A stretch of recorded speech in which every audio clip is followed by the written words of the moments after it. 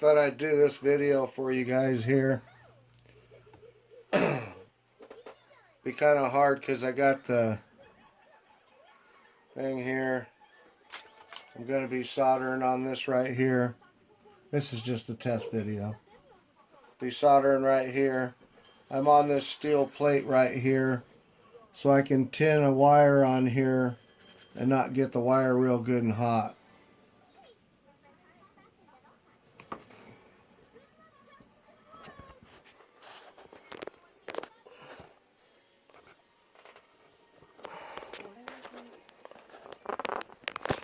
Why would they what? They went and canceled our order. What?